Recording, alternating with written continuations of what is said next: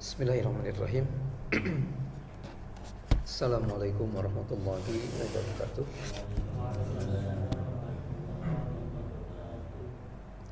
Innal hamdalillah nahmaduhu wa nasta'inuhu wa nastaghfiruh wa na'udzu billahi min syururi anfusina wa min sayyiati a'malina. May yahdihillahu fala mudilla lahu wa may yudlil falan tajida lahu waliyyan mursyida. Asyhadu an la ilaha illallah wahdahu la syarika lah wa asyhadu anna Muhammadan abduhu wa rasuluhu alladzi la nabiyya wa la rasula ba'dah. Faqala Allah ta'ala fi kitabihil karim wa huwa asdaqul qailin wa nahnu ala dzalika minasy syahidin ba'da a'udzu billahi minasy syaithanir rajim. Ya ayyuhalladzina amanu ittaqullaha haqqa tuqatih wa la tamutunna illa wa antum muslimun. Wa qala ya ayyuhalladzina amanu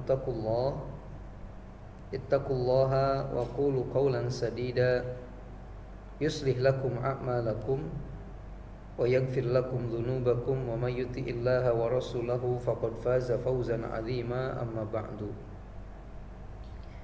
Fa inna asdaqal hadithi kitabullah wa khairal huda Muhammadin sallallahu alaihi wasallam wa syarrul umuri muhdatsatuha fa inna kulla muhdatsatin bid'ah wa kulla bid'atin dhalalah wa kulla dhalalatin finnar. Assalamualaikum. Ikhwan fillah rahimakumullah. Tidak ada kata yang paling layak untuk kita lantunkan di kesempatan pagi ini selain ungkapan alhamdulillah, tsumma alhamdulillah walhamdulillah. Segala puji hanya milik Allah dan segala puji hanya bagi Allah. Sebuah ungkapan yang ketika disebutkan oleh seorang hamba akan membuat Allah bahagia, membuat Allah senang.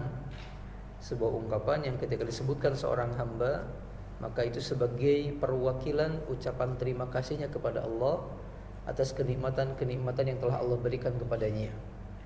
Terlebih ya walafillahimakumullah, di kesempatan pagi ini dengan izin Allah, dengan karunia dari Allah, dengan kenikmatan-kenikmatan dari Allah, kita dipertemukan kembali untuk melaksanakan bersama-sama sebuah kegiatan yang disebut dengan talabul ilmi. Sebuah kegiatan yang ketika dilakukan oleh seorang muslim, maka derajat setinggi apapun selain kenabian yang didapatkan oleh seorang manusia juga bisa dia dapatkan. Ikhwanullah, derajat tertinggi kan ketakwaan, Pak. Ketakwaan tidak akan bisa diraih kalau tanpa ilmu. Maka mencari ilmu merupakan sebuah wasilah untuk meraih ketakwaan. Begitu pula derajat-derajat yang lain selain kenabian itu hanya diraih dengan talabul ilmi. Ikhwanullah.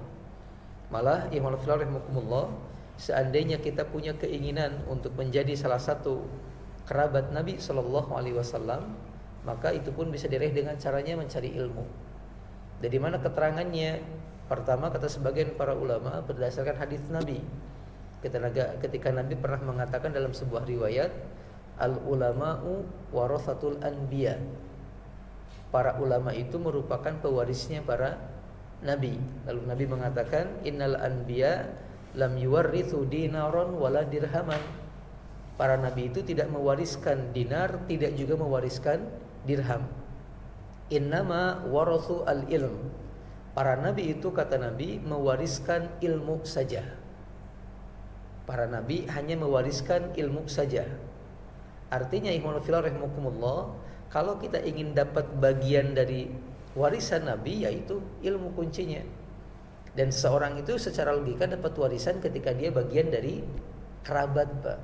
Bagian dari keluarga, bukan orang lain gitu.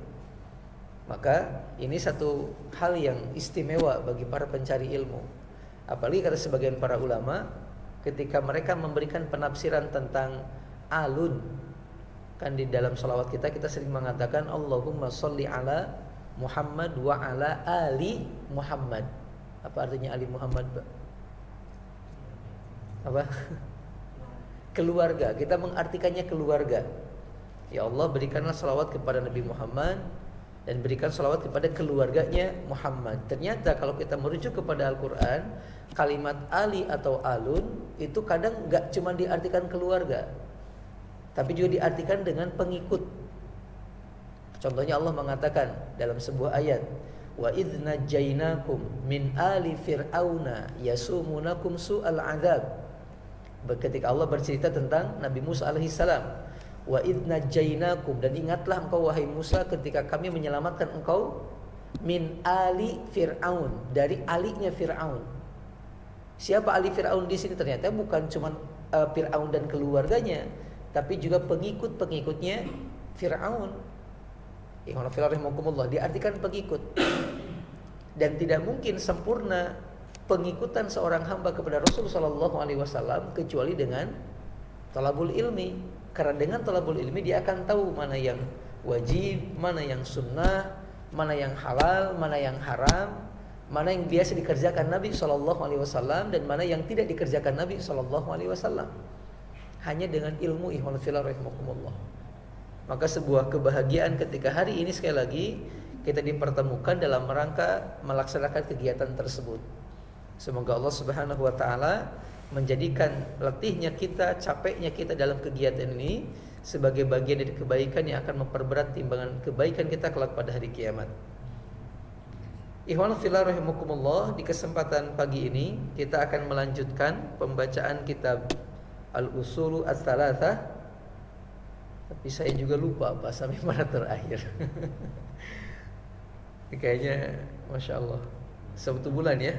Kayaknya lebih dari 1 bulan. Karena sebelumnya kita cancel dengan membahas masalah etika makan kalau mas. Bukan. Tentang apa dulu ya? Syiah ya. Soal jenazah betul.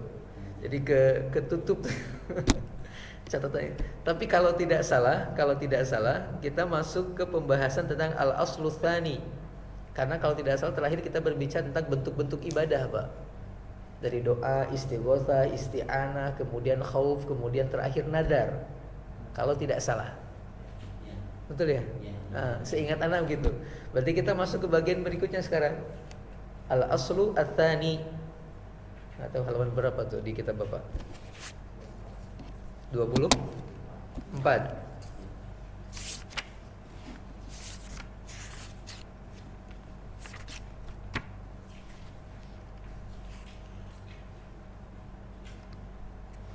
Sebentar.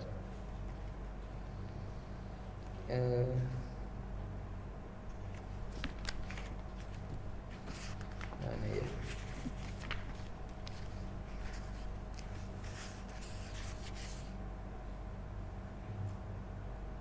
Iya, betul. Ikhwan fillah rahimakumullah, pembahasan kita adalah pembahasan yang masih melanjutkan pernyataan Imam Muhammad bin Abdul Wahhab ketika beliau mengatakan, mal usulul thalathatul lati yajibu 'alal insan ma'rifatuha. Apa 3 landasan pokok yang wajib diketahui oleh seorang manusia? Lalu beliau mengatakan, ma'rifatul 'abdi rabbahu, wa ma'rifatu dinahu, wa ma'rifatu nabiyahu Muhammadin sallallahu alaihi wasallam. 3 hal yang wajib diketahui oleh seorang hamba adalah: pertama, pengetahuan tentang siapa Tuhannya; yang kedua, pengetahuan tentang siapa nabinya atau Muhammad sallallahu alaihi wasallam; dan ketiga, pengetahuan tentang apa agama Islam itu, Pak. Apa agama Islam itu? Atau kalau kita sederhanakan, kita pernah menyampaikan kalau tujuan penciptaan manusia adalah ibadah. Allah mengatakan, wa ma khalaqtul jinna wal insa illa liya'budun. Wa ma khalaqtul jinna wal insa illa liya'budun.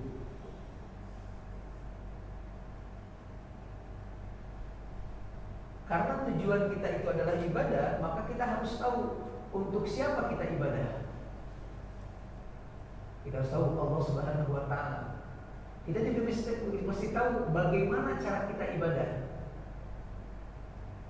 Kaifiyahnya bagaimana? Ini kemudian disebut dengan Islam, Pak.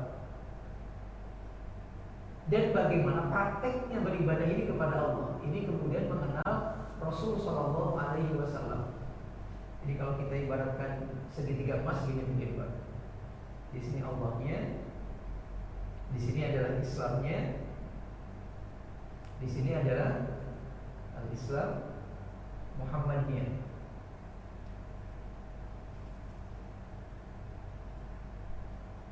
Kita harus tahu 1, 2, 3. Tahu Allah sebagai yang kita ibadahi, tahu Islam sebagai cara beribadah kepada Allah, apa saja bentuknya gitu. Kemudian tahu bagaimana prakteknya, yaitu mengenal Rasulullah SAW. Karena kalaupun Allah menyampaikan kepada kita, kita harus sholat, harus haji, harus zakat, harus umroh, tapi kalau nggak ada contohnya, gimana? Akan susah prakteknya. Ikhwan fillah rahimakumullah. Nanti bisa jadi setiap orang akan melakukan ibadah sesuai dengan pemikirannya masing-masing. Sekarang aja ada Nabi SAW yang Allah mengatakan qudwatun hasanah sebagai contoh tauladan dalam setiap praktek segala macam hal gitu. Masih ada aja orang-orang yang ketika ibadah menyampingkan Rasul sebagai qudwah. Sekarang saja gitu. Padahal perintahnya ada. Contoh ketika Allah mengatakan qul in kuntum tuhibbunallah fattabi'uni yuhibbukumullah, kata Allah. Wahai Muhammad, katakan kepada umatmu, seandainya mereka mencintai aku, maka mereka harus mengikuti engkau, wahai Muhammad. Niscaya aku akan mencintai mereka karena mereka mengikuti engkau, wahai Muhammad. Ikhwan fillah rahimakumullah. Nah, di pertemuan-pertemuan ini sudah kita bahas tentang Allah Subhanahu wa taala. Kalau Allah adalah yang telah menciptakan kita, memberi rezeki kepada kita, dan tidak menciptakan kita kecuali dengan tujuan, Pak. Jadi Allah nyiptain kita nggak asal-asalan, nggak ada, bukan tanpa tujuan gitu. Apa tujuannya? Tadi kita katakan al-ibadah. Kemudian kita bahas apa itu ibadah dan bagaimana contoh-contoh ibadah. Itu masih ingat Pak gitu? Nyambung nggak, Pak?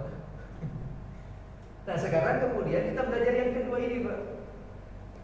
Setelah kita tahu kepada siapa kita mesti beribadah, yaitu kepada Allah Subhanahu wa taala, nah bagaimana ibadah itu gitu. Yang kemudian ibadah-ibadah tersebut disimbolkan dalam sebuah nama yang disebut dengan Al-Islam. Makanya penulis mengatakan di kitab ini, Al-Aslu Tsani, masalah pokok yang kedua atau pondasi yang kedua yang wajib diketahui oleh seorang manusia adalah ma'rifatu dinil islami bil adillati. Mengetahui tentang agama Islam berikut dengan dalilnya, disertai dengan dalilnya. Ikhwan fillah rahimakumullah. Mengetahui agama Islam berikut dengan dalilnya. Ma'rifatu dinil Islam bil adillah.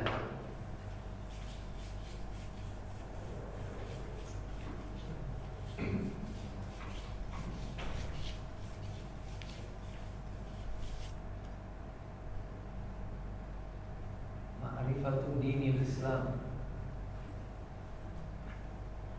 bil adillati. Mengetahui din Islam dengan dalil. Apa din? Dinun. Dinun itu punya dua makna. Makna umum, ada makna khusus. Kata din, makna umumnya adalah ma anzalallah. Ma anzalallah. Din artinya adalah segala macam hal yang diturunkan oleh Allah Subhanahu wa taala ala anbiya'ihi litahqiqil ibadah.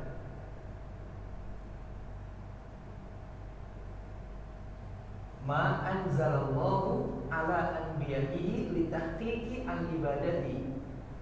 Din adalah setiap perkara yang diturunkan oleh Allah kepada para nabinya untuk mewujudkan penghambaannya kepada Allah. Atau dalam istilahnya disebut dengan asy-syariah. Syariat, Pak. Itu agama secara makna umum.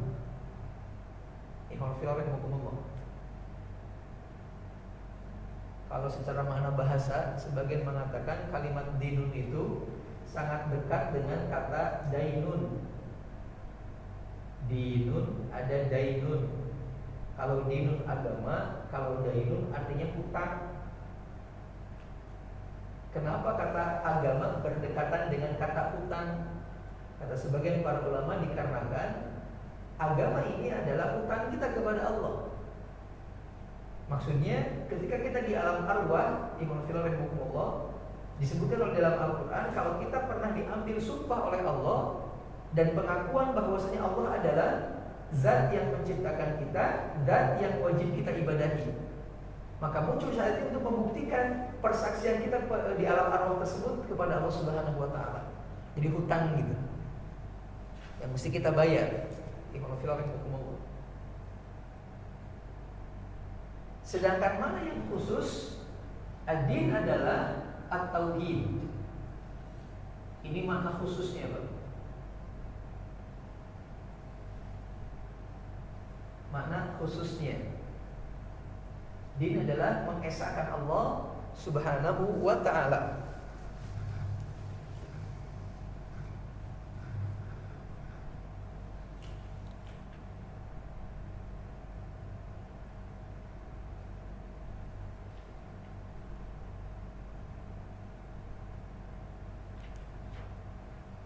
Berikutnya, al-Islam juga sama. Islam secara bahasa artinya pasrah, tunduk atau patuh. Jadi seseorang dikatakan muslim kalau enggak patuh, enggak tunduk, bukan muslim, Pak. Kalau pengen dikatakan muslim yang sungguhnya harus tunduk dan patuh terhadap syariat-syariat Allah Subhanahu wa taala, baik yang berhukumnya wajib ataupun hukumnya sunnah untuk dikerjakan, atau haram dan makruh untuk ditinggalkan. Adapun yang mubah tergantung apa yang terikat dengan hukum tersebut. Kalau yang mubah itu terikat dengan hal-hal yang wajib, maka dia menjadi wajib, menjadi sangat dianjurkan untuk dikerjakan. Tapi kalau yang mubah tersebut berkenaan dengan hal-hal yang haram, maka sebaiknya ditinggalkan, malah bisa menjadi haram. Contohnya kata sebagian para ulama, hukum membawa anak kecil ke dalam masjid. Kita pernah sampaikan ini kalau tidak salah. Hukum membawa anak kecil ke dalam masjid secara umum adalah mubah. Boleh, Pak.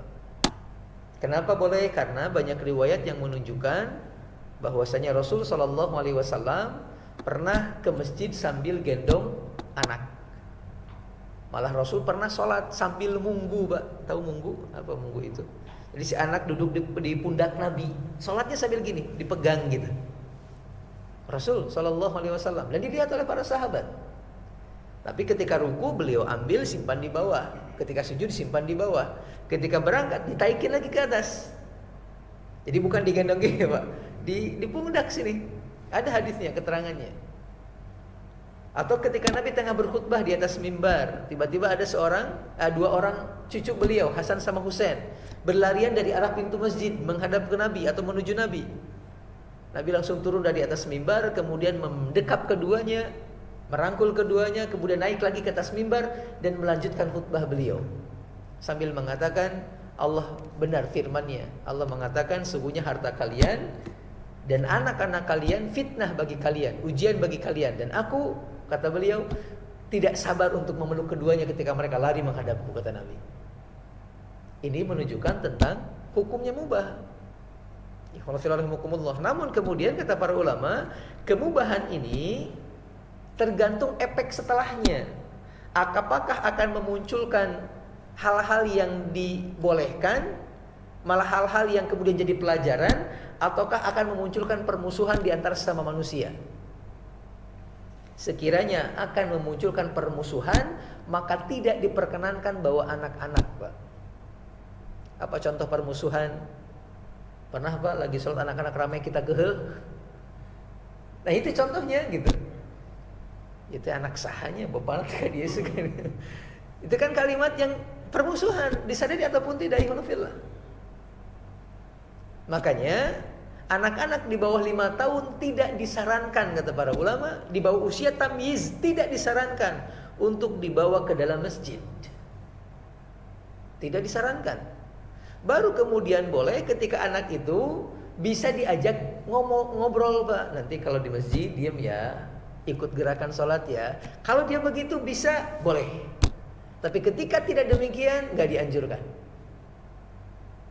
Ikhwanillah. Kenapa? Karena perintah untuk sholatnya sendiri, ikhwanillah, itu ketika anak di usia 7 tahun, Pak. Allah Nabi mengatakan, muru auladakum bis-sab'i fis salati wadribuhum fil ashri. Perintahkan anak-anak kalian untuk sholat ketika usianya 7 tahun, dan pukul mereka kalau nggak mau sholat ketika usia 10 tahun. 7 tahun itu usia tamyiz. Kita kadang kan ini untuk membiasakan anak-anak ke masjid biar tidak ini di masjid. Betul, memang itu bagus. Tapi kita perlu tahu kira-kira anak ini bakal berdampak buruk apa tidak. Alhamdulillah. Umar pernah Pak mukulin anak-anak di masjid. Kenapa? Gara-gara berisik. Itu Umar. Apakah kemudian kita salahkan Umar karena memukul anak-anak? Enggak juga, kata para ulama. Alhamdulillah. Ini sesuatu yang mubah, tergantung efek setelahnya. Karena biasanya kita kadang suka bermudah-mudahan dalam hal yang mubah. Akan mubah gitu. Ntar dulu, efeknya apa nih gitu. Karena secara umum Nabi mengatakan, min husni islamil mar'i tarkuhu mala yaknihi. Di antara tanda kesempurnaan Islam seseorang adalah ketika dia meninggalkan sesuatu yang tidak bermanfaat. Dan mubah itu yang tidak bermanfaat. Karena dikerjakan tidak berdosa, dikerjakan tidak berpahala, kan begitu Pak? Kan ada sebagian orang, mohon maaf, kadang suka berdalih dengan mengatakan tidak setiap yang tidak dikerjakan oleh Nabi itu hukumnya haram, hukumnya bid'ah. Bisa jadi hukumnya mubah gitu. Karena mubah kan berarti boleh gitu. Kita sampaikan betul dalam beberapa keadaan, tapi dalam beberapa keadaan yang lain yang tidak dikerjakan Nabi juga bisa masuk jatuh ke dalam perkara syubhat, Pak. Bisa dipahami? Kalau kita katakanlah kategorikan perbuatan menjadi dua hukum, Pak, antara wajib dengan haram, dan yang antara halal dengan haram, maka pertengahannya adalah di sini mubah, Pak, di sini syubhat. Kan begitu? Nabi mengatakan yang halal jelas, yang haram jelas. Antara keduanya umurul mutasyabihat, perkara-perkara yang syubhat. Perintah pun sama, ada yang wajib, ada yang haram. Tengah-tengahnya ya mubah, Pak. Tapi kan ada makruh sama sunnah sama. Makruh di atas haram, sunnah di bawah wajib. Tapi wajib dengan sunnah sama-sama diminta untuk dikerjakan, haram dengan makruh sama-sama diminta untuk ditinggalkan. Nah, pertengahannya mubah. Tidak setiap yang mubah boleh dikerjakan, karena kalau disamakan mubah dengan syubhat, syubhat itu justru identiknya harus ditinggalkan. Nabi mengatakan, "Wa man waqa'a fi syubhat waqa'a fil haram." Barang siapa yang jatuh dalam perbuatan yang syubhat, maka kemungkinan besar dia jatuh dalam perbuatan yang haram. Maka ada juga bahasa atau isyarat, Pak, yang mubah juga demikian, kebanyakannya akan bikin hal-hal yang buruk gitu. Maka perlu waspada. Makanya biasanya orang-orang untuk melegalkan yang mubah ini atau dianggap mubah, itu kadang bikin hal-hal yang, ya Allah, saya sampai kadang bukan apa ya? Contoh seperti, mohon maaf, ikhwan fillah rahimakumullah, di bulan kemarin kita ramai dengan Maulid Nabi sallallahu alaihi wasallam.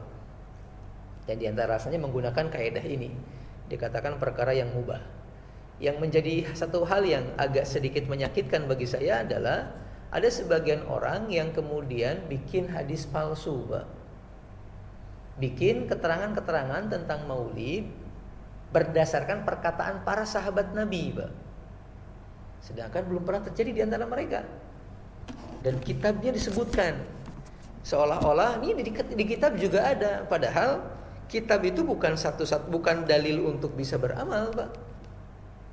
Kan kitab itu yang ngarang juga bukan cuma para ulama, yang lain juga bisa ngarang. Kayak kita bikin buku gitu. Contohnya saya bacakan, Pak. Saya dapat video kemarin dari teman gitu tentang, waduh ya Allah. Tapi agak sakit dengernya. Sebentar saya lihat mana ya.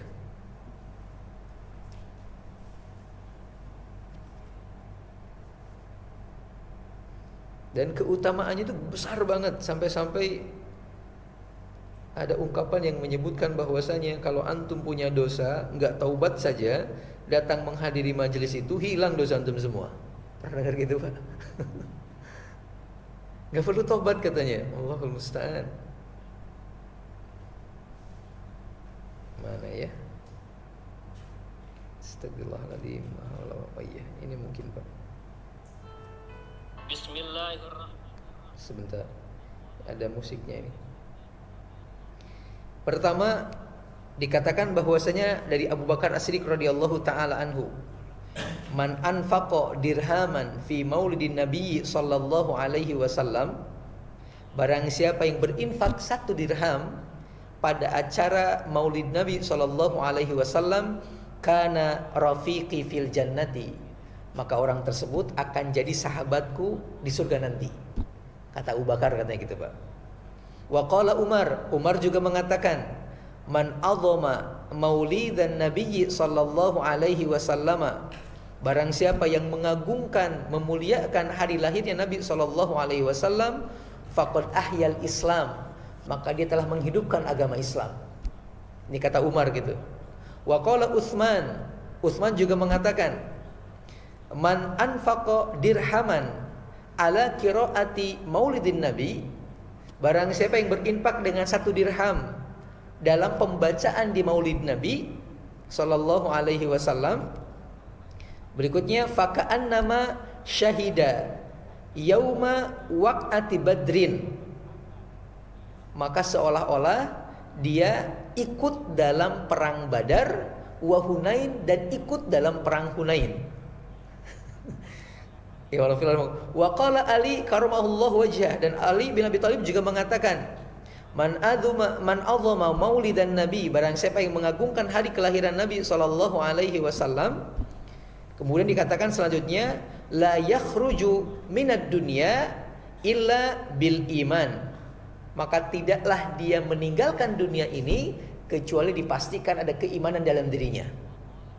Ini kata Ali. Wa qala Syafi'i, berkata Imam Syafi'i, di antaranya kata diungkapkan, man jama'a li maulidin nabiyyi ikhwanan, barang siapa yang mengumpulkan orang-orang untuk acara maulid Nabi, dikumpulin, Pak. Kemudian wahayya alahum ta'aman, lalu dia memuliakan orang-orang tersebut dengan menyiapkan makanan. Kemudian wa amila, sebentar. Oh, maaf, sebentar. Mana tadi?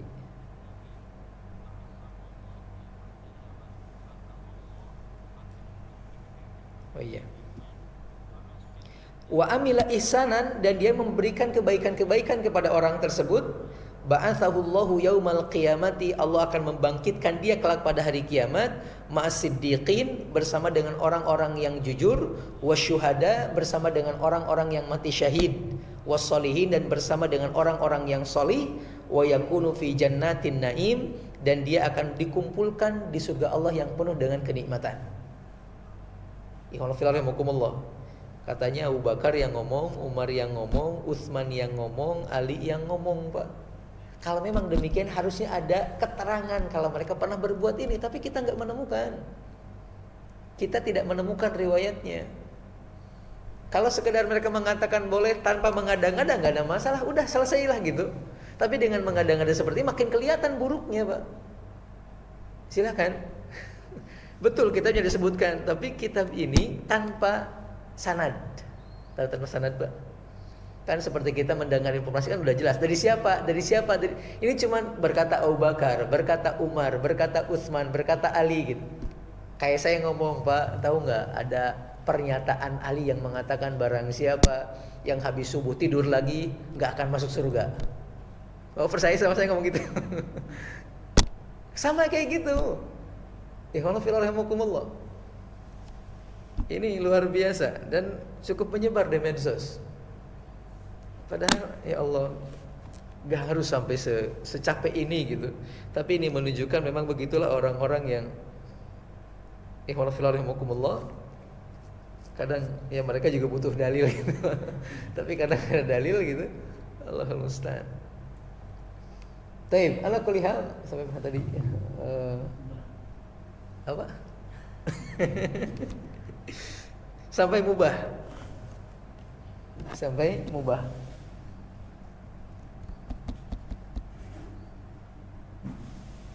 Taib. Berikutnya kemudian ikhwan fillah rahimakumullah. Tadi agama ya. Kemudian kan judulnya mengetahui agama Islam. Agama itu ini, Pak. Setiap yang disyariatkan oleh Allah kepada nabinya untuk membuktikan pengambahan seorang manusia. Sedangkan secara khusus agama bisa berarti tauhid. Dan ini sudah kita sampaikan sebelumnya. Sebagaimana pemaknaan ibadah dengan tauhid. Karena ibadah yang paling tinggi adalah ketauhidan. Begitu pula agama, syariat yang paling tinggi adalah tauhid. Adapun al-Islam, Imam Rahimahullah punya makna sama. Dua maknanya secara syar'inya. Tadi kita katakan secara bahasanya adalah pasrah, tunduk, patuh. Ini secara bahasa arti Islam. Jadi kalau ada orang Islam yang tidak pasrah dengan aturan Allah, bukan musuh yang sesungguhnya.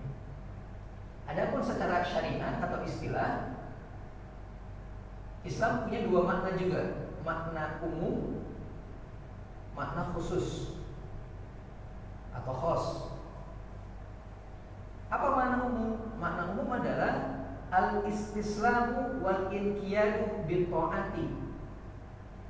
Al-istislamu wal inqiyadu bil ta'ati.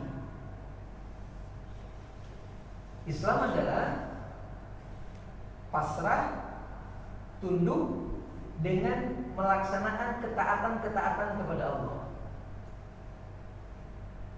Islam adalah tunduk, patuh dengan melaksanakan ketaatan-ketaatan kepada Allah.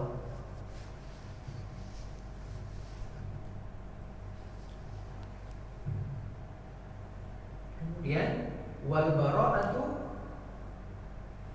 wal khulusu minasyirki wa ahlihi. Wal bara'atu dan berlepas diri wal khulus atau melepaskan, meninggalkan, menghilangkan minasyirki dari penyakit syirik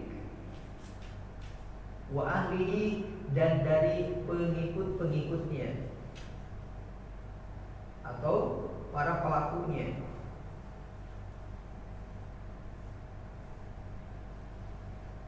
Islam adalah tunduk, patuh dengan melaksanakan ketaatan kepada Allah, disertai perlepasan diri kita kepada kesyirikan dan kepada orang-orang yang berbuat syirik, Pak. Kita pernah membahas dulu, masih ingat ciri orang beriman itu adalah al-wala wal bara. Menganggap orang-orang beriman lebih berhak untuk dimuliakan dibandingkan orang-orang yang tidak beriman. Kalau masih ingat, Orang Islam juga demikian. Bukan cuma tidak menduakan Allah, tapi juga tidak memperbanyak interaksi dengan orang-orang yang melakukan kemusyrikan. Agak dikurangi Pak intensitasnya. Kenapa? Karena dikhawatirkan pemikiran-pemikiran mereka akan diungkapkan ke hadapan kita. Kemudian kalau kita nggak punya benteng, masuk dalam hati kita dan merusak akidah kita. Harusnya demikian. Jadi agama adalah syariatnya, sedangkan Islam adalah kepasrahan kita untuk menjalankan syariat ini. Kemudian berikutnya, mana yang kedua? Islam juga bisa diartikan ad-dinul ladzi bu'itsa bihi Muhammadun sallallahu alaihi wasallam. Islam bisa diartikan adalah agama yang diturunkan bersamaan dengan Muhammad sallallahu alaihi wasallam.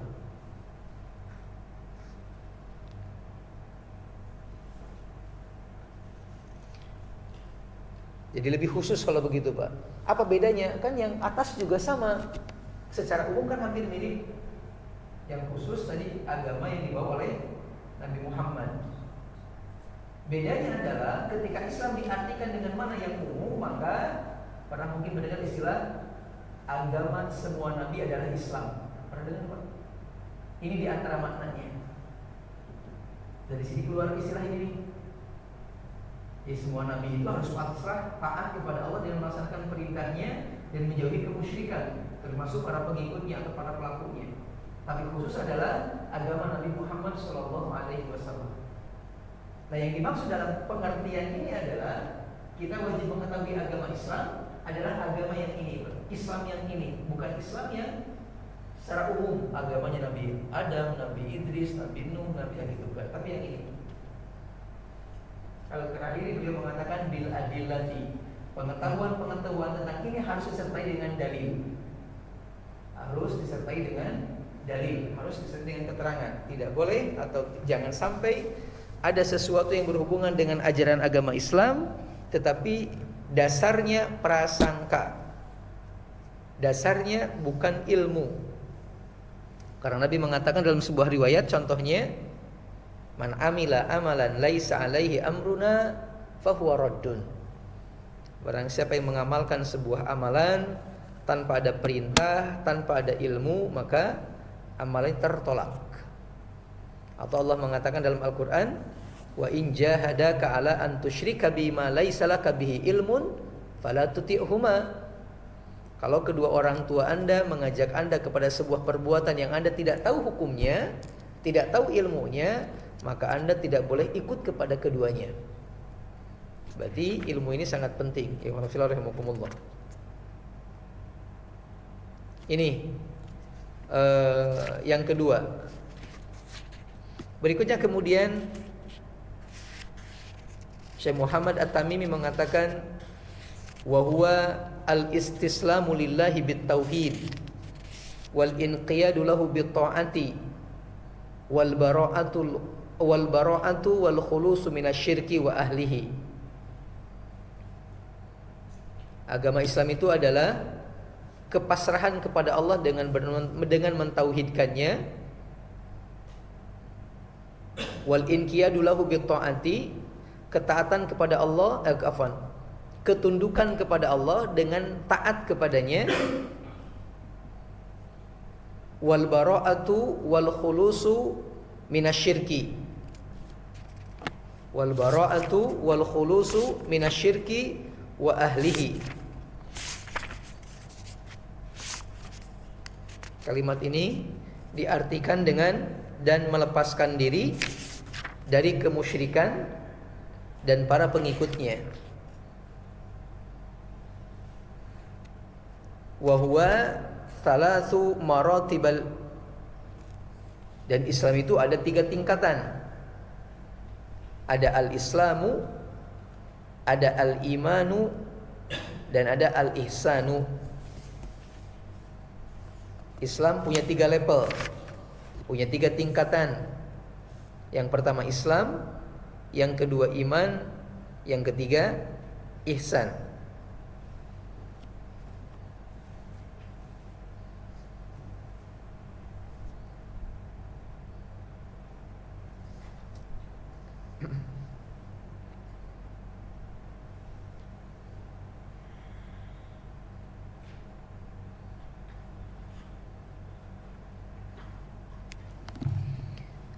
Kalau kita ibaratkan Islam seperti sebuah rumah, ikhwan fillah rahimakumullah,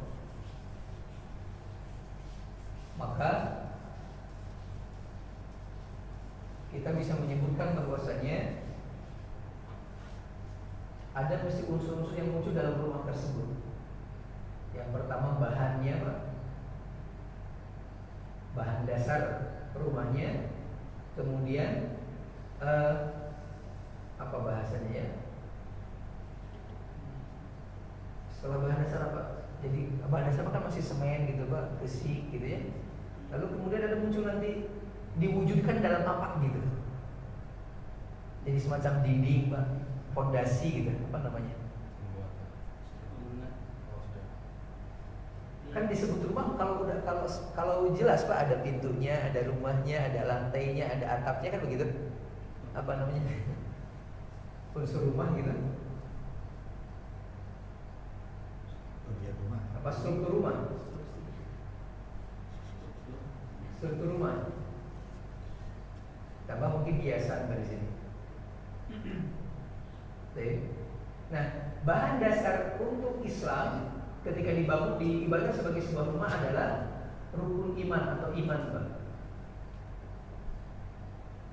Iman.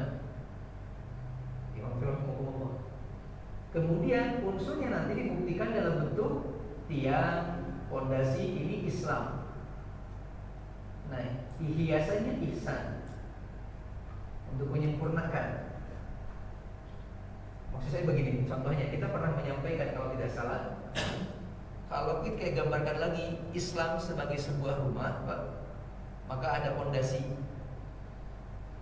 ada kemudian tiang, ada kemudian dinding, ya, ada kemudian atap, ada kemudian halaman. Nah, fondasi ini adalah syahadat. Fondasi ini syahadat. Tiang ini adalah sholat. As-sholatu imaduddin. Kemudian apa namanya? Dinding ini adalah shaum. Atap ini adalah zakat. Halaman berikutnya adalah haji. Kalau dibagikan demikian. Tapi dalam semua ini mesti ada iman. Kan di sholat mesti ada pasir sama gitu. Mesti ada iman dalam sholat, mesti ada keyakinan dalam syahadat, keyakinan dalam saum, keyakinan gitu. Menggabungkan keduanya lalu membentuk disebutnya dengan ihsan. Jadi iman perbuatan hati, Pak. Ihsan perbuatan zahir, sedangkan ihsan menggabungkan kedua-duanya. Karena sholat tanpa iman bisa bohong. Begitu pula iman kepada Allah nggak dibuktikan dengan sholat juga bisa bohong. Makanya Islam punya tiga ini, Pak, tiga rukun: iman, Islam, ihsan.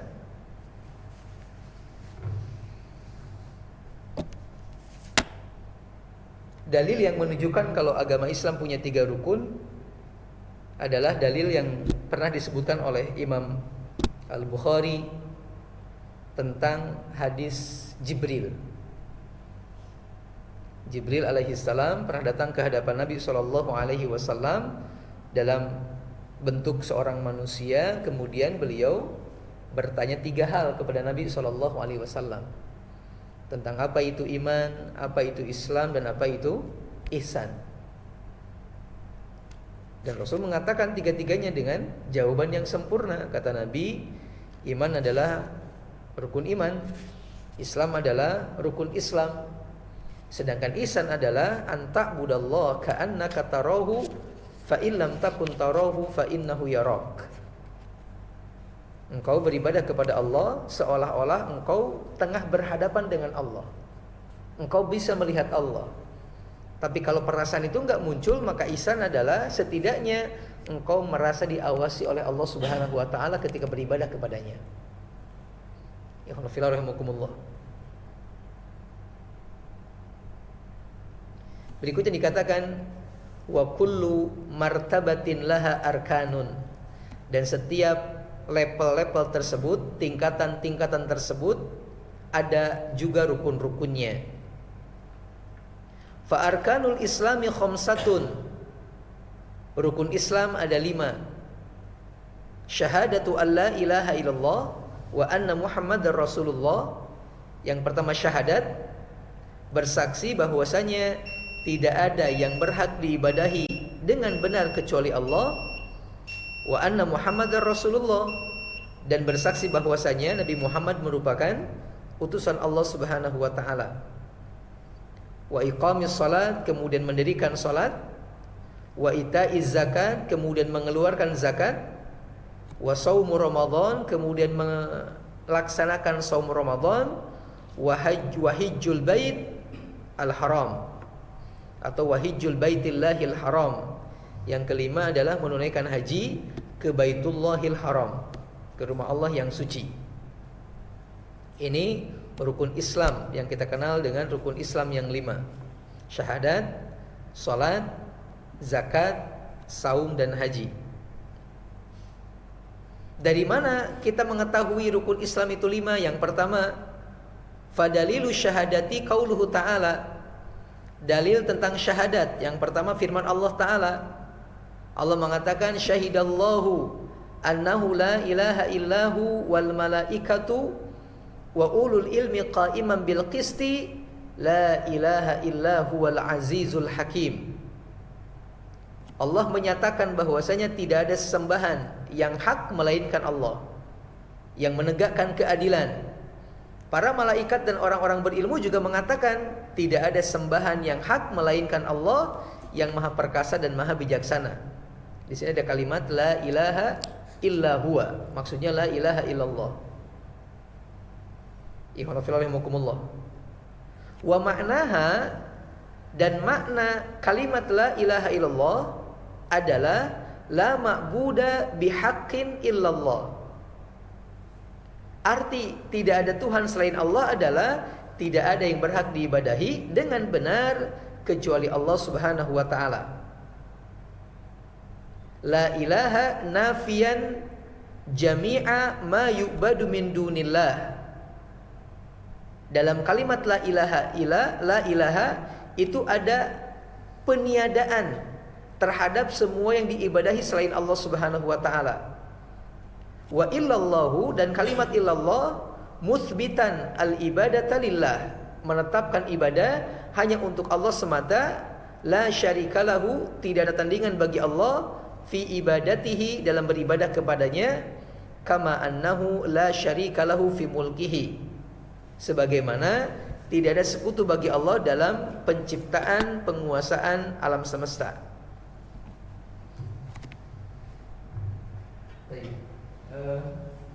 Beliau ingin menyampaikan dengan bahasa yang lebih sederhana barangkali. Rukun yang pertama dari Islam adalah syahadat, persaksian. Tapi persaksian itu terdiri dua hal. Yang pertama kalimat asyhadu an la ilaha illallah, la ilaha illallah, persaksian tentang ini. Yang kedua persaksian Muhammad Rasulullah.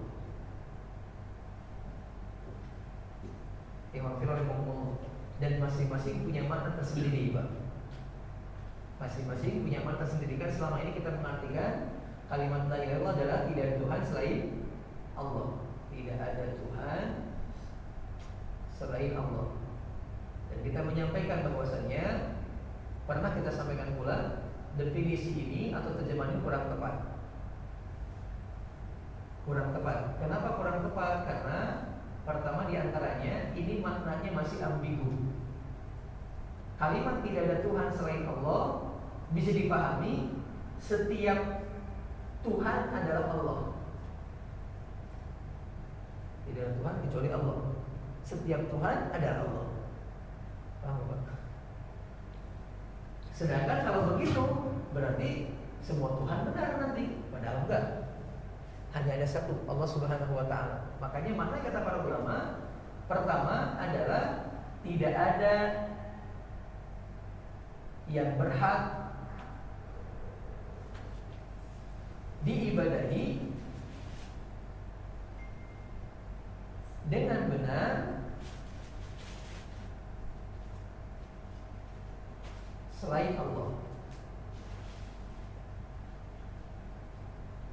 selain Allah. Dalam kalimat la ilaha illallah ada dua unsur yang perlu kita perhatikan. Yang pertama nafyun atau nafian, yang kedua mutsbitan, tadi dikatakan dalam kitab tersebut. Yang pertama nafyun, meniadakan, Pak. Meniadakan. Yang kedua menetapkan. Meniadakan diambil dari kalimat la di sini. La ini disebut dengan harfun nafi, huruf yang meniadakan. Jadi kalau orang sudah mengatakan la ilaha, berarti dia mengakui nggak ada Tuhan sama sekali. Setelah orang mengatakan hal ini, maka dia harus menambah yang kedua, illallah, kecuali Allah. Mungkin pernah mendengar satu ungkapan dari Zakir Naik, kalau mendakwahi orang-orang yang ateis, Pak, itu kadang lebih mudah dibandingkan mendakwahi orang-orang yang musyrik. Kenapa? Karena orang-orang ateis sudah mengakui salah satu rukun la ilaha illallah. Apa? Ini. Mereka sudah mengakui kalau Tuhan itu nggak ada. Tinggal kita menguatkan bagaimana keluar kalimat illallahnya, kecuali Allah. Tapi orang-orang yang musyrik, imanullah, itu punya Tuhan yang banyak. Apa? Sedangkan syaratnya harus nggak ada gitu. Dalam beberapa sisi tapi Pak, walaupun ya orang ateis tetap aja gagah juga ada gitu. Ini rukun.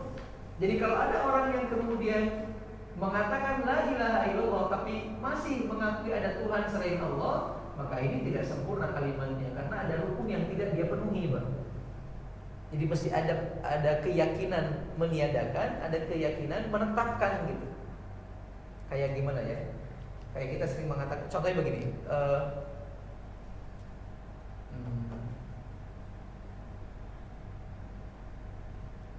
Apa bahasanya? Contohnya seperti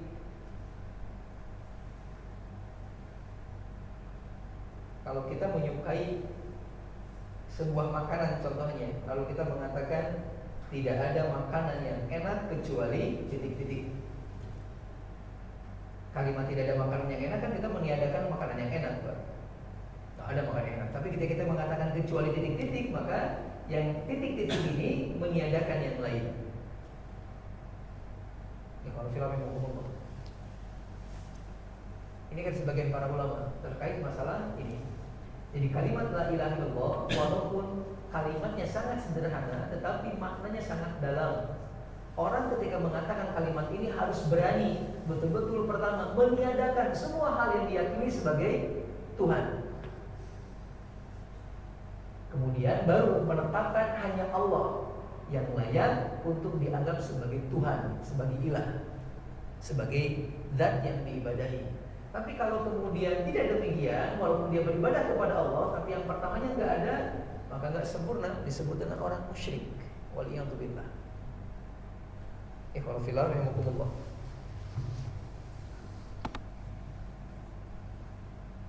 Berikutnya kemudian wa tafsiruha alladhi yuwaddihuha, dan penjelasan tentang makna di atas dijelaskan oleh Allah dalam ayat yang lain,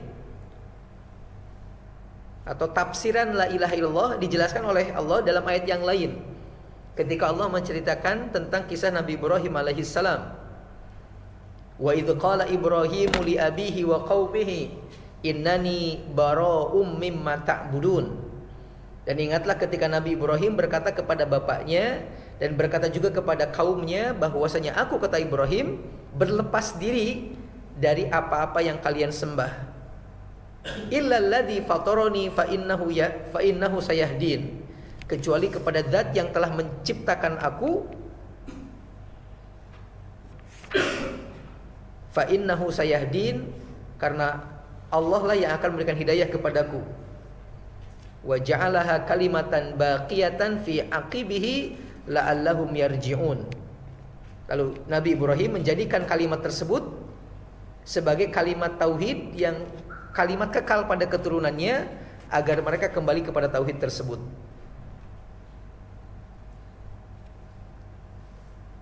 Nabi Ibrahim mengatakan kepada bapaknya, kepada kaumnya, aku berlepas diri dari apa yang kalian sembah. Ini kalimat la ilaha, Pak.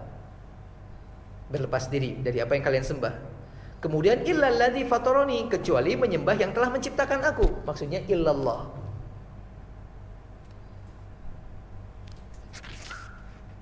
Kemudian juga dalam ayat yang lain, Ali Imran ayat 64, Allah mengatakan, "Qul ya ahlal kitab, ta'alau ila kalimatin sawa'in bainana wa bainakum alla na'budu illallaha wa la nusyrika bihi syai'a wa la yattakhidhu ba'duna ba'dan arbaba min dunillah fa in tawallau faqulu syhadu bi anna muslimun." Katakanlah wahai Muhammad kepada ahlul kitab, wahai ahlul kitab, kemarilah, mari kita sama-sama berpegang kepada suatu ketetapan, suatu kalimat yang sama. Maksudnya yang juga Allah perintahkan kepada kalian juga kepada kami gitu. Apa kalimatnya? Alla na'budu illallah wa la nusyrika bihi syai'a.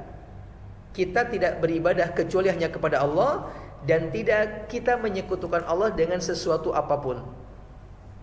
Wa la yattakhidhu ba'duna ba'dan arbaba min dunillah. Kemudian kita tidak menjadikan sebagian di antara kita sebagai tandingan bagi Allah.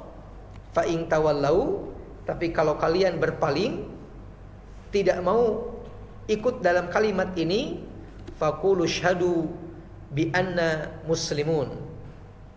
Maka katakanlah kepada mereka, saksikanlah kalau kami adalah orang-orang yang berserah diri kepada Allah Subhanahu wa taala.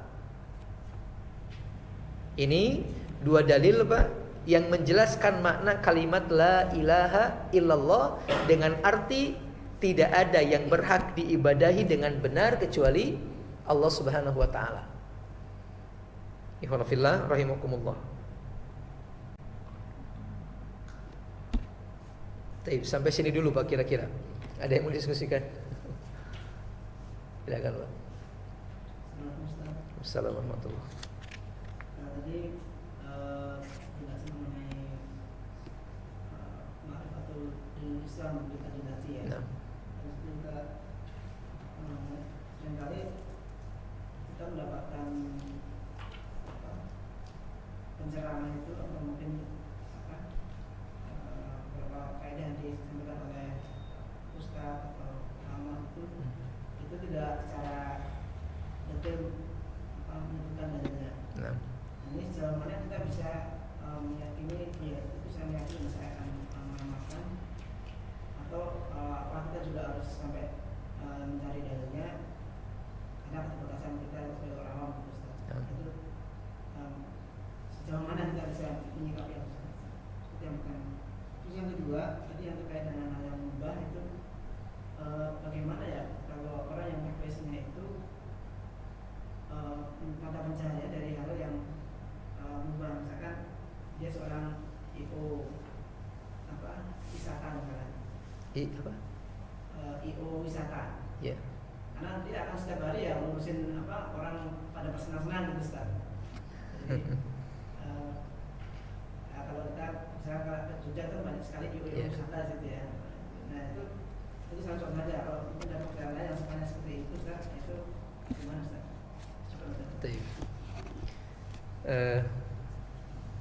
Berkenaan dengan yang pertama, ketika sebagian penceramah ustadz mengambil faidah-faidah Pak dari sebuah hadis barangkali ya gitu.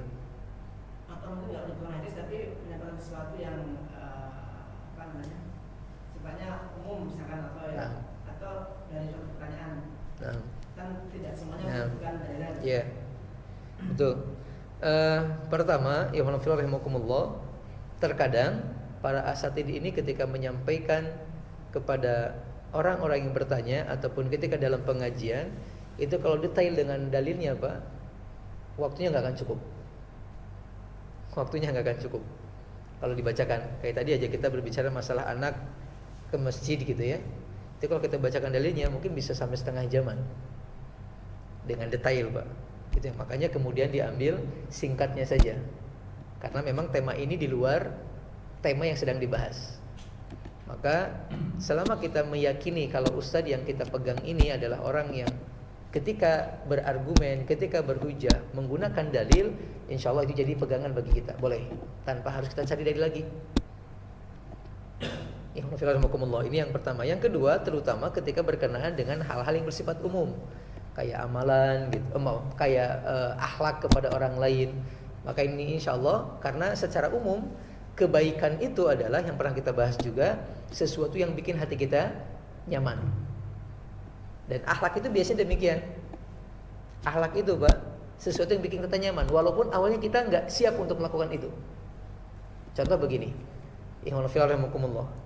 apa yang mesti kita lakukan kalau ada orang yang mendolimi kita? Ada orang datang mendolimin kita Pak, kira-kira apa Pak? Tanpa pakai dalil, ngebalas kedoliman apa enggak? Tanpa pakai dalil nih, Bapak nanya, ada orang nih datang tiba-tiba mukulin saya, kira-kira mesti ngapain saya? Apa? Balas lagi kan ya? Taib. Balas lagi ya Pak? Oke, sepakat balas lagi. Kalau kemudian sekiranya tidak membalasnya, tapi balas dengan yang lebih baik, yang bikin hati kita lebih nyaman yang mana Pak? Paham saya? Oke, balas bisa, balas. Tapi kemudian kalau nggak dibalas nih, tapi malah diberikan kebaikan kepadanya, hati kita lebih nyaman, lebih enak dengar yang mana? Apakah ngebalas? Apakah nggak ngebalas? Nggak ngebalas kan? Itu tanpa dalil, hati sudah klop gitu Pak. Paham saya nggak Pak? Karena akhlak demikian. Tanpa dalil udah klop, apalagi ketika ditarik dengan dalil. Betul, memang demikian harusnya. Para ulama mengatakan orang ketika dizalimi itu ada 3 kelompok Pak. Ada zalimun, ada muqtasidun, ada sabiqun. Zalimun itu adalah orang-orang yang ketika dizalimi dibalas dengan kezaliman yang lebih parah. Ini orang zalim namanya. Dipukul sekali, balas 3 kali Pak. Tapi ada muqtasid, orang-orang yang ketika dipukul, dizalimi, balas dengan pukulan yang setimpal. Ini masih diperbolehkan. Atau bahasa kasarnya kisos Pak, walaupun kisos hanya khusus dalam masalah pembunuhan, tapi diperbolehkan. Nah, yang terbaik adalah orang yang membalas keburukan dengan kebaikan. Ini yang terbaik, dan tidak ada yang bisa mengalahkan itu. Ini secara umum. Hati itu pasti kalau berhubungan dengan yang baik itu oh iya gitu. Kayak perempuan. Secara apa Pak? Secara hati kalau mereka ditanya gitu Pak. Ditanya tentang perempuan, ketika mereka katakanlah berbuat tidak nyaman sama suami, walaupun mereka tahu mereka benar. Mereka tahu nih dalam posisi yang benar, tapi berbuat tidak nyaman sama suami. Coba tanya hati mereka. Tetap kekeh mau minta suami minta maaf sama dia, atau dia yang akan minta maaf sama dirinya? Iya gitu, tapi hatinya Pak tetap dia akan menyadari kesalahan dia karena telah bikin suami tidak nyaman. Paham saya? Betul, memang bahasanya demikian. Pokoknya harus minta maaf dulu. Tapi kalau dia nanya dirinya sendiri, hati yang paling dalam, dia akan mengatakan saya yang harus minta maaf. Makanya kan sebuah hadis mengatakan Pak, di antaranya cara perempuan untuk bisa masuk ke dalam surga adalah ketika dia berbuat sesuatu yang tidak nyaman pada suaminya, maka dia akan pegang tangan suaminya, diletakkan di atas kepalanya. Kemudian dia mengatakan, saya tidak akan berdiri dari tempat duduk saya sampai Anda betul-betul memaafkan saya. Pernah dengar di situ Pak?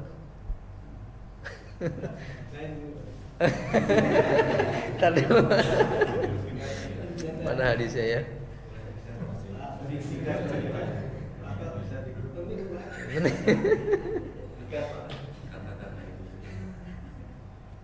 Sebentar.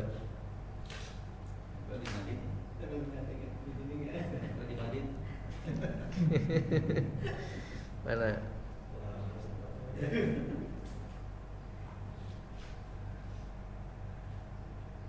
Mana ya? Sebentar. Dalilnya, hadisnya, saya Arabnya tidak hafal persis Pak, tapi memang ada hadisnya. Maaf.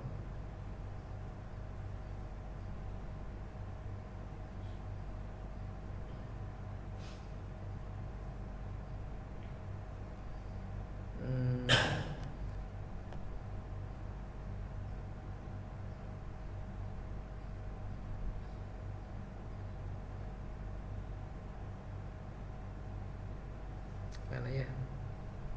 Bentar. Astagfirullahaladzim, astagfirullahaladzim. Mudah-mudahan ada nih.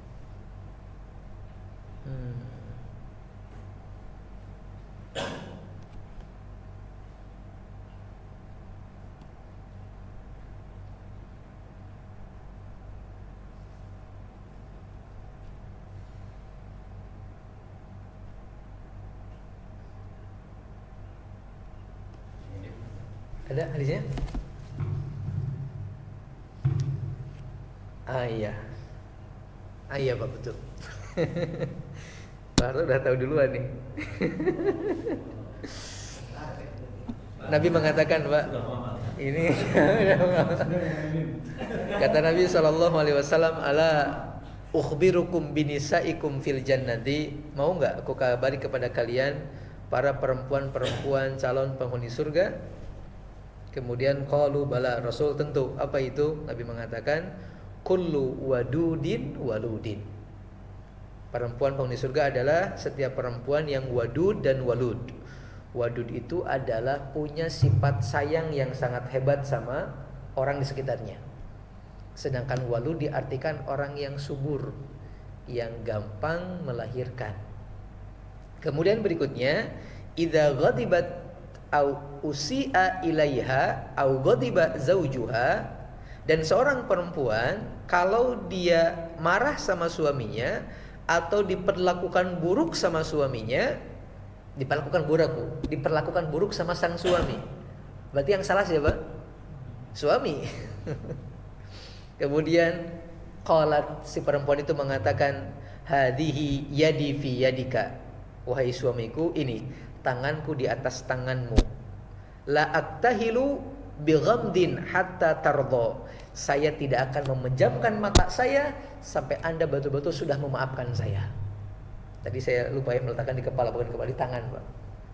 Diletakkan tangannya di atas tangan suaminya dan mengatakan, sebelum Anda memaafkan saya nggak akan tidur. Calon penghuni surga dari kalangan perempuan, Pak. Syukran, Pak. Terima kasih. Ikhwanullah. Jadi ini yang pertama. Jadi kalau kita merasa yakin, tetapi ikhwanullah, kalau itu berhubungan dengan amalan-amalan yang lebih khusus, seperti ada amalan sholat atau amalan-amalan tertentu, ini kalau bisa tolong cari dalilnya, Pak. Kalau disampaikan sama ustadz itu ada amalan khusus, kayak semacam contoh, ya kalau mau gitu cobalah nanti malam bangun jam 2 lalu sholat 4 rakaat, habis itu begini. Nah ini kalau ini perlu dalil. Kalau ada tuntunan ibadah tertentu, usahakan cari dalil. Karena takutnya ikhwanullah itu keluar tanpa dalil, sebatas apa ya bahasanya, kayak dukun gitu. Dan ini kalau bisa diusahakan tidak. Jadi tergantung pernyataannya. Kalau tidak berhubungan dengan ibadah tertentu, maka nggak ada masalah. Tapi kalau berhubungan dengan ibadah tertentu, usahakan cari tahu ada dalil khususnya enggak. Kayak tadi kita sampaikan beberapa dalil ternyata salah gitu. Atau contohnya seperti, mohon maaf, amalan di malam-malam tertentu. Ya. Ini kan malam, katakanlah malam syuro tanggal sekian, saya mesti ngapain nih? Lalu ya udah mandinya mandi wajib ya. Lalu kemudian pakai pakaian, tapi pakainya usahakan yang putih-putih. Nanti kemudian sholat, baca surat ini, baca surat ini, baca surat ini. Nah ini perlu dalil, Pak. Karena ini di luar kebiasaan ibadah secara umum, perlu dalil. Tidak asal kemudian kita menerima saja. Ikhwanullah rahimakumullah. Ini poin yang pertama, wallahu a'lam bishawab.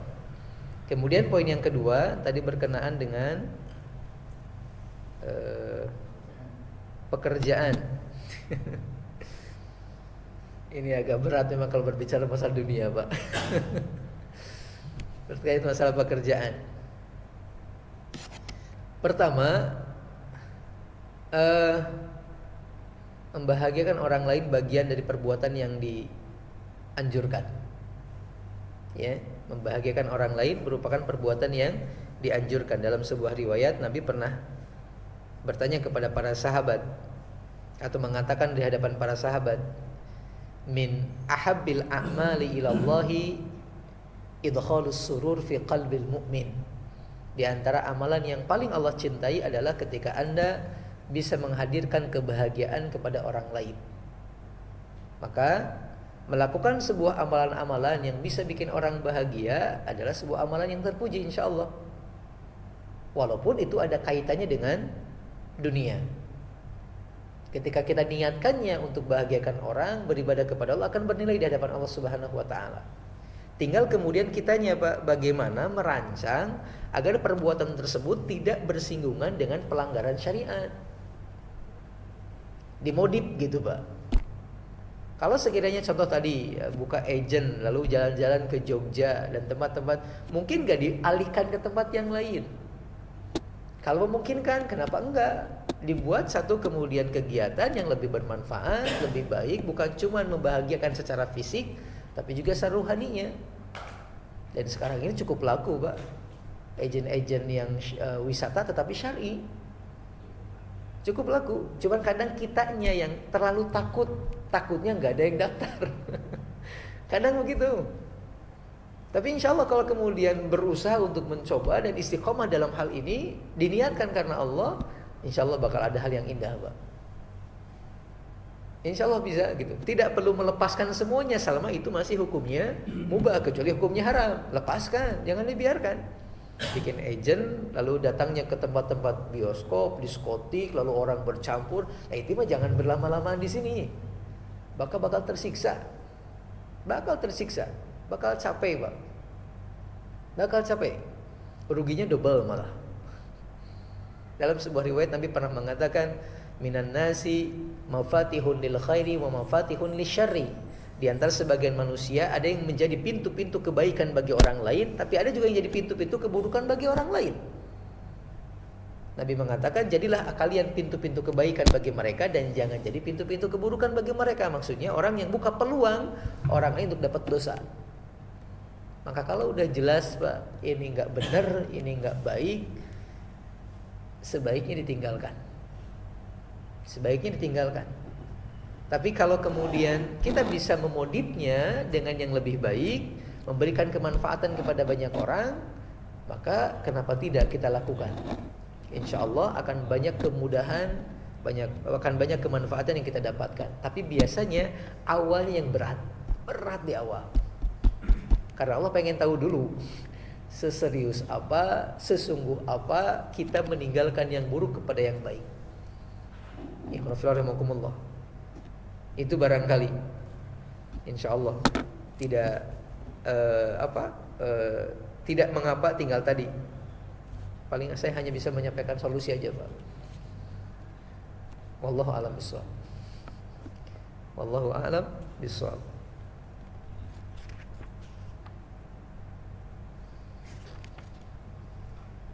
Ada lagi Pak yang mau disampaikan? Tadi saya Ustaz nyampaikan hadis dari Nabi, bunyinya ingat saya. Man amila amalan. Nah, Pak. Laisa alaihi amruna fahuwa radd. Masya Allah, Bapak hafal. Betul Pak. Saya ingat itu aja. Barang siapa yang beramal yang tidak ada dalam perkara punya Nabi ya. Betul. Fahuwa radd, maka amalan tersebut tertolak gitu. Betul. Nah dalam pengertian sebagian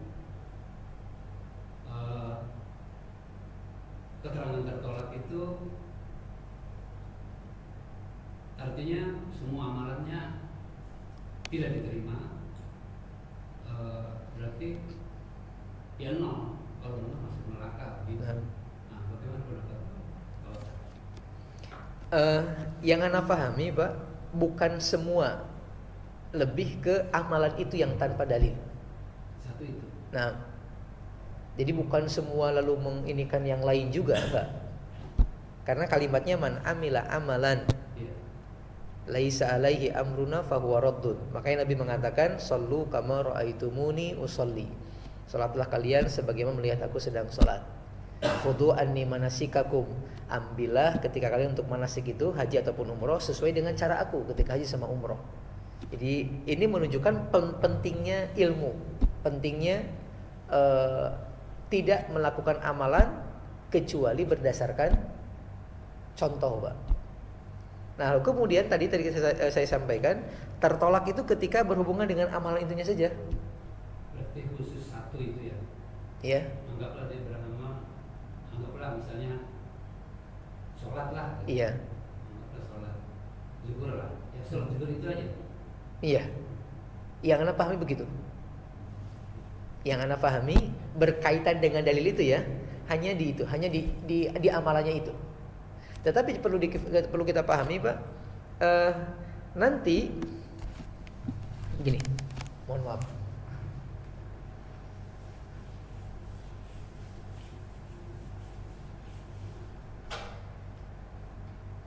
Amal tanpa ilmu keadaannya dua, atau setidaknya dua keadaan. Yang pertama adalah amalan yang dibangun di atas satu dalil, Pak, tapi memunculkan hal yang baru. Atau amal tanpa ilmu adalah amal yang dalam konteks dibuat-buat. Dipahami? Kalau konteksnya dibuat-buat, maka dia bukan nol dapatnya, tapi dapat kerugian juga karena dia telah menganggap atau dia telah buat syariat baru. Paham nggak? Ini berbahaya. Seperti perbuatannya orang-orang rahib Yahudi dulu. Rahib Yahudi. Kita pernah menyampaikan sebuah ayat bahwasanya dulu orang-orang Yahudi menjadikan rahib-rahib mereka sebagai tandingan bagi Allah.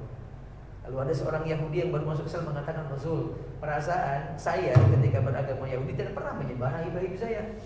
Apa kata Nabi? Nabi mengatakan, bukankah mereka menghalalkan yang Allah haramkan dan mengharamkan yang Allah halalkan, lalu kalian mengikutinya? Dia mengatakan, nah kalau gitu benar. Apa kata Nabi? Itu adalah menjadikan mereka sebagai tandingan bagi Allah. Paham? Itu seluruhnya itu. Kalau ini parah. Iya. Nah, parah. Kalau ini parah karena yaitu dia nganggap orang yang punya hak untuk bikin syariat baru boleh untuk bilang. Tapi kalau tidak demikian, maka ini bisa tadi dapatnya nol. Jadi tergantung perbuatannya. Tapi yang intinya yang Anda tahu adalah itu hanya berkaitan dengan ilmu atau amalan yang berhubungan dengan yang dia lakukan. Ketika tidak dasar ilmu, maka itu yang tidak akan dapat apa-apa dari kebaikan yang dia lakukan. Wallahu a'lam bishawab. Apa saya ingin menyampaikan apa tadi? Sebentar.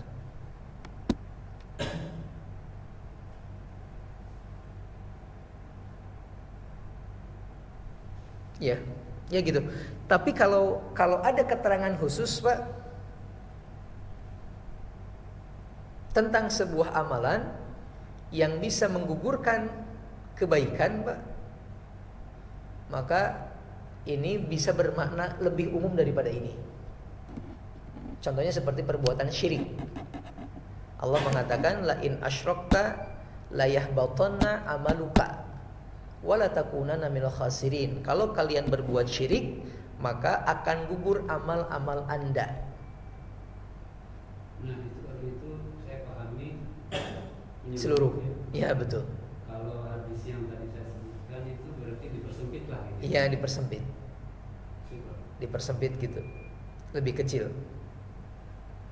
Tapi walaupun demikian tetap kita mesti waspada, Pak. Walaupun cuma gugur amal itu artinya kita udah melakukan buang-buang waktu, melakukan sesuatu yang tidak bermanfaat. Kan rugi juga, Pak. Udah capek-capek ternyata nggak dapat apa-apa. Berdosa apa tidak?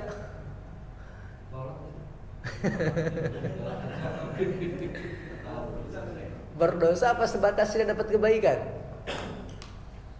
Tidak dapat kebaikan ataupun berdosa sama-sama rugi, Pak. Rugi. Ada sebuah pendapat yang mengatakan Barang siapa yang hari ini lebih buruk daripada hari kemarin, maka dia buntung. Yang hari ini sama dengan hari kemarin, maka dia rugi. Yang hari ini lebih baik dari hari kemarin, maka dia lebih baik. Dia yang untung, Pak. Bapak ke Amerika dengan modal yang sangat besar, lalu kemudian beli barang harganya 50 juta. Pulang ke Indonesia, ada temen nawar mau barang tersebut 50 juta, dikasihin sama bapak. Rugi apa enggak? Rugi, Pak. Udah rugi waktu, rugi ongkos, rugi tenaga gitu, nggak dapat apa-apa, rugi. Walaupun mungkin dia balik modal gitu, tapi rugi sebenarnya. Nah, mungkin kayak gitu, Pak, gambarannya. Jadi walaupun tidak berdosa, nol gitu kebaikannya, ini rugi sebenarnya. Ini rugi. Ya. Jadi kita nggak berhubungan dengan hal-hal seperti ini, jangan hanya melihat dari sisi dosa pahala gitu. Karena kalau begitu kita akan bermudah-mudahan dalam hal yang makruh untuk dikerjakan dan mudah-mudahan dalam hal yang sunnah untuk ditinggalkan. Karena gitu, cuman hanya sekedar dosa enggak. Kenapa? Ngerokok kan makruh. Apa makruh? Dipahaminya tidak berdosa kan begitu. Tidak berdosa, padahal makruh bukan itu. Tidak mendatangkan pahala kata para ulama. Artinya ente rugi loh, nggak dapat kebaikan.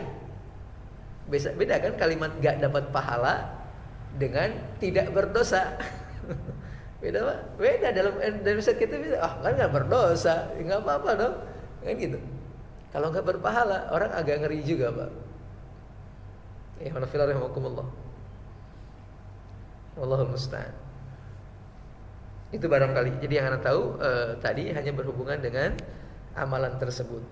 Atau mungkin contoh ada amalan lain, Pak, yang bisa menggugurkan amalan yang lain selain syirik adalah meninggalkan sholat asar. Meninggalkan sholat asar, dalam sebuah hadis Nabi mengatakan, man taraka sholatal asri habita amaluhu. Barang siapa yang meninggalkan sholat asar, maka gugur amal-amalnya. Kata para ulama, amal yang gugur adalah di hari ketika dia tidak melaksanakan sholat asar. Jadi tidak semua amal, tapi hanya di hari itu saja. Sehari itu.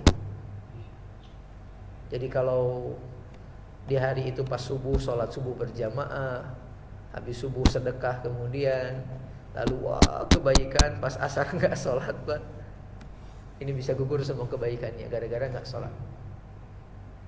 Ya, wallahu a'lam bishawab. Wa na'udzubillah tsumma na'udzubillah. Taib, wallahu a'lam bishawab. Itu barangkali. Ya, wa fil rahimakumullah.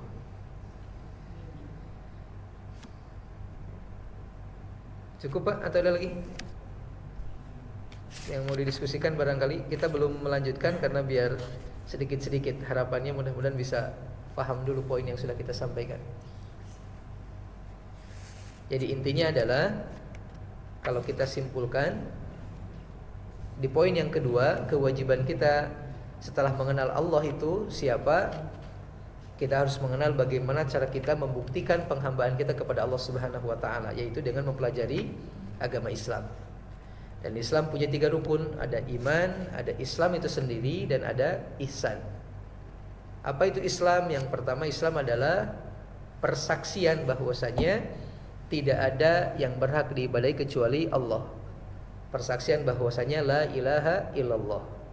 Kalimat ini sangat mudah untuk diucapkan, tapi mohon maaf, kalimat ini mengandung 2 rukun yang tidak boleh tidak ada, kecuali harus ada. Atau mengandung 2 rukun yang wajib ada ketika orang mengatakannya. Makanya kita mungkin pernah mendengar, Pak, orang-orang kafir disuruh bilang kalimat ini, gak mau mereka.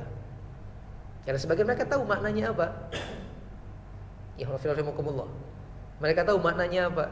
Orang-orang musyrik pun demikian, suruh mengatakan kalimat ini juga mereka segan, karena mereka tahu konsekuensinya adalah meniadakan semua penyembahan, hanya khusus kepada Allah Subhanahu wa taala. Rukunnya 2. Yang pertama an-nafyu, yang kedua al-itsbat. Orang yang mengatakan kalimat la ilaha illallah harus meniadakan tidak ada yang berhak diibadahi. meniadakan semua Tuhan yang diibadahi. Setelah itu kemudian baru menetapkan. Atau bahasa sederhananya kayak gini mungkin Pak. Kita dididik oleh keluarga yang dulunya mengenal hal-hal yang berhubungan dengan khurafat, masalah ketakutan, masalah jin atau alam gaib segala macam, kan begitu.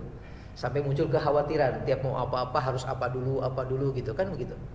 Lalu kita mengenal agama Islam, mengenal tentang syariat yang benar, lalu kita disuruh untuk meyakini hanya Allah lah yang bisa melakukan semua itu.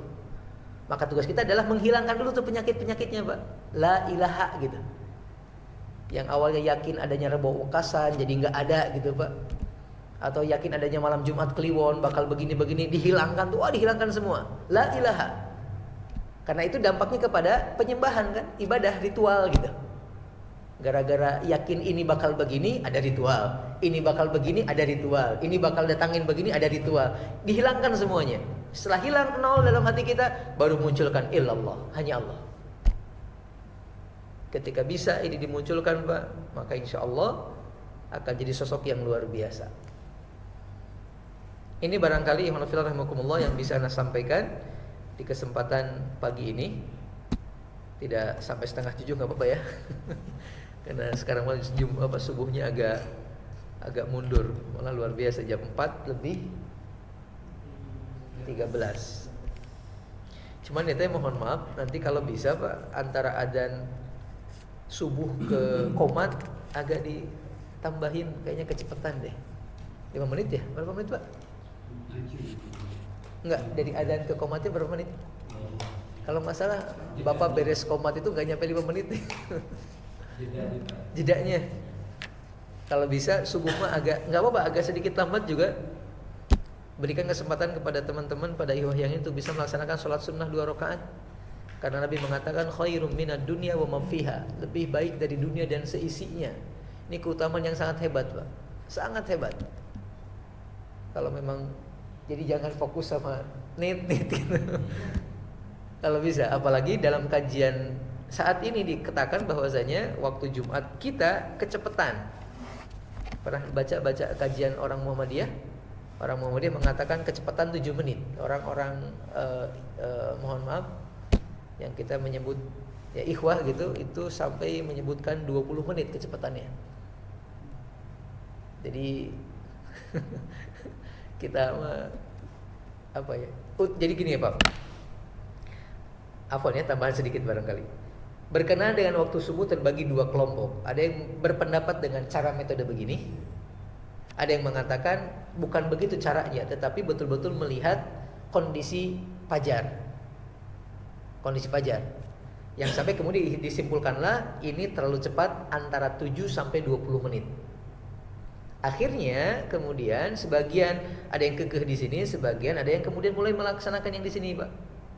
Orang lain sudah adzan, ini belum. 7 menit kemudian baru adzan, atau 20 menit kemudian baru adzan. Nah, ada ulama mengatakan gabungkan dua-duanya. Bagaimana gabungkan dua-duanya? Adzan di waktu ini tapi sholat di waktu ini. Karena kalau Anda adzan di sini, sholat di waktu ini, lalu ini yang benar, Anda nggak sholat subuh. Paham, Pak? Kalau Anda adzan di sini, lalu sholat juga di waktu ini, minimal belum 7 menit setelahnya gitu, maka Anda sholat bukan di waktu subuh. Tapi kalaupun ini salah, Pak, tetap Anda sholat di sini, Anda benar. Karena ini tetap masuk waktu subuh. Di Turki itu waktu adzan ke qomat di subuh 1 jam Pak nunggunya. Saya pernah dengar informasi ketika dari seorang gitu, nggak tahu Pak Budi pernah ke Turki dulu, nyampe nggak pas sejam? Nggak tahu. Tapi katanya lama gitu. Saya pernah dengar informasinya itu sampai 1 jam. Tapi nggak juga, mungkin di kita ya 15 menitan atau 20 menitan. Karena patokannya sampai terbit matahari. Dalam sebuah riwayat dikatakan dulu para perempuan-perempuan itu ketika beres melaksanakan sholat subuh, mereka keluar duluan. Ketika keluar tuh kelihatan tuh, Pak, wajah-wajah itu udah bisa berpapasan gitu. Kan dulu nggak ada lampu. Kalau sekarang kita sholat subuh mati lampu, keluar nggak kelihatan, Pak. Artinya sudah mulai agak terang gitu. Ada buku khusus namanya koreksi awal waktu subuh. Ini kalau dibaca lumayan bisa jadi tambahan wawasan. Itu sampai mengatakan kecepatannya 20 menit. Ditulis oleh Dr. Agus Hasan Basri. Dan diberikan juga ke Depag dan segala macam, tapi ya gitu, wallahu a'lam bishawab. Tapi intinya demikian lah, kalau bisa digabungkan, jangan terlalu cepat, berikan kesempatan kepada yang lain untuk bisa melaksanakan sholat subuh juga, sholat sunnah qobliyah subuh, karena keutamaannya yang sangat indah, sangat luar biasa. Rabbana hab lana min azwajina wa dhurriyyatina qurrata a'yun waj'alna lil muttaqina imama. Allahumma innaka afuwun karim tuhibbul afwa fa'fu anna. Subhanaka Allahumma wa bihamdika asyhadu an la ilaha illa anta astaghfiruka wa atubu ilaik. Walhamdulillahi rabbil alamin. Wassalamualaikum warahmatullahi wabarakatuh.